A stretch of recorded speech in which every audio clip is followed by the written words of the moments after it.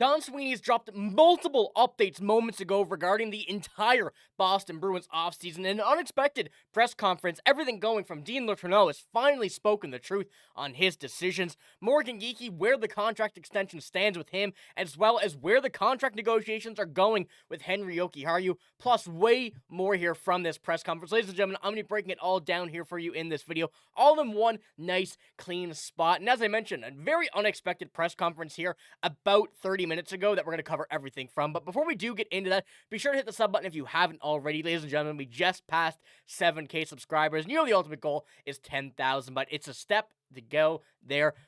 Be sure to hit the sub button if you haven't already, because we had a lot of news coming, as I mentioned. The draft, 2 days time, free agency, July 1st.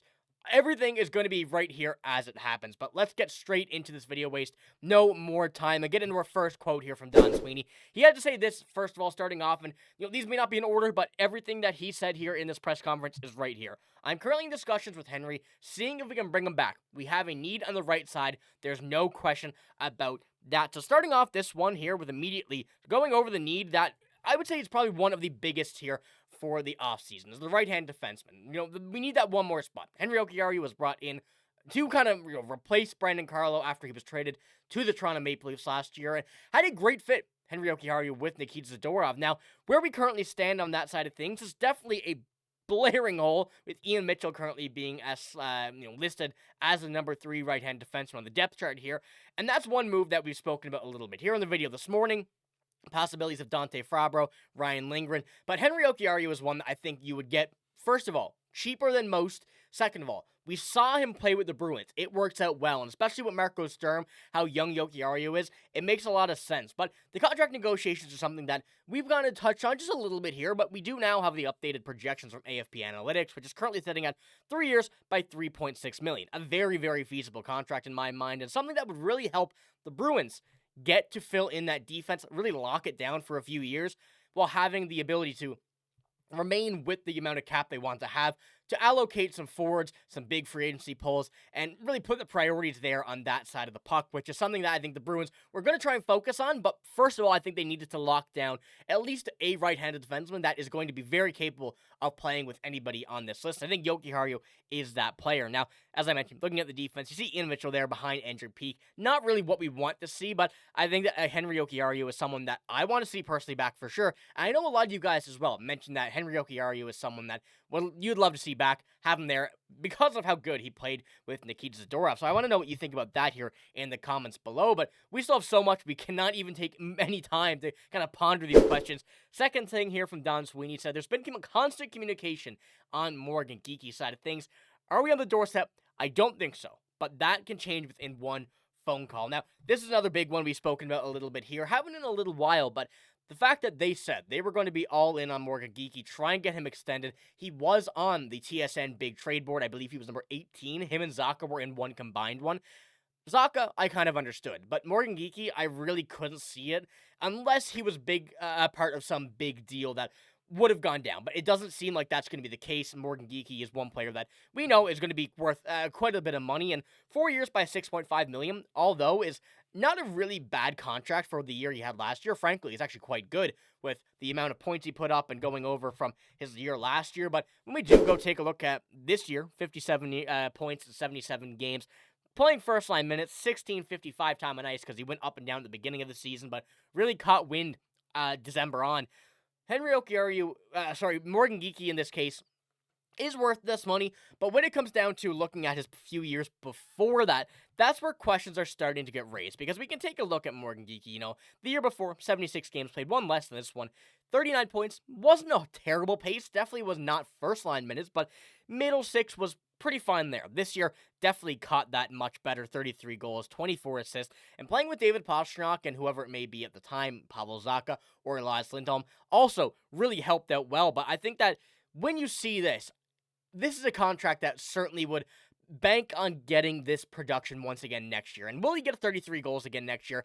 It's very tough to say. I think he's very capable of doing that, but I don't know if it's something that will guarantee to be happening. So I think that this contract, going back to it, is something that's pretty in the middle of the road, but not kind of favoring anything too much. And also taking into consideration that over these 4 years, the cap is going to be going up significantly from what we've been hearing from Gary Bettman. So putting that contract into comparison, it makes a lot of sense that this would be one that they'd be willing to give a guy like Morgan Geekie, especially if he can keep that production up and get more going over these seasons. And how many points we have put up last season if he had started off hot? One would only really know. But we got to jump into our final quote here from Don Sweeney before we get into some other ones that we have in some tweets from a few other people. But going into it, he had this to say on Twitter from Andrew Fatuccio. I can never pronounce his name. I think that's right. I do apologize if it's not. But Sweeney says the Bruins are still exploring their options as they what to do with the 7th overall pick. And this is something that we've been speculating a lot here on the channel. It's very, very tough to be able to kind of justify where we stand with this, where we go from here, because we've been kind of putting out every possible option. James Hagens has dropped down to 7th on multiple reports. One report is Porter Martone at 7.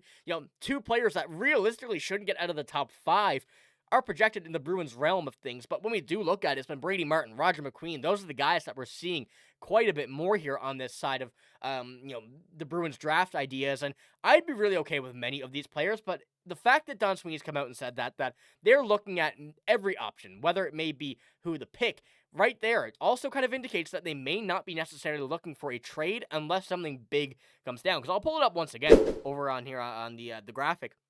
He said what they'll do with the 7th overall pick, exploring all options. And they're not necessarily saying like they're going to take a player for sure.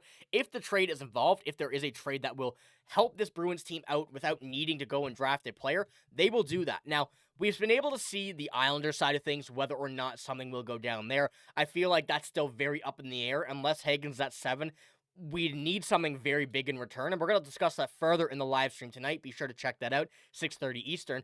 But I feel like there's a lot of options the Bruins can go through, but it really does seem like at 7, they will be making the pick rather than a trade. But it's still something to entertain, something to keep in mind as we do progress here through this entire set of upcoming days and to the draft, because, we need to get a very good idea of what we want to do. We got to make sure that we don't mess it up. And I think Don Sweeney's kind of not reminiscing on the past, but putting it in the back of his mind that we can't go through 2015 again. So let me know what you think about that move as well. Do you want to see it? What do you think about Don Sweeney's quote when it comes down to it? Does it seem like they're going to be moving? It's a bit interesting, kind of looking at it and kind of taking a few minutes to think about it. But we got to move on to Ty Anderson here. Sweeney agrees that Dean Letourneau probably shouldn't have gone to BC last season. Now, this is a very interesting one because a lot of people were very interested in Dean Letourneau when we drafted him last year. 6'7" guy going from a 127-point season to in St. Andrews, then going to Sioux Falls for 2 games, going to Boston College a year early, and really being a bad season there. Was not his fault at all. I think it was just not the greatest decision to go a bit early. I think that we've all kind of admitted this. We haven't heard anything from Don Sweeney about it until today. I feel like putting this into perspective now is really, kind of taking the acknowledgement as well from Marco Sturm's hiring that a guy like this is going to take very long to develop. He's going to be a guy that was similar to Easton Cowan when the Leafs drafted him, that was not ready, was supposed to go somewhere in the 2nd, maybe even 3rd round.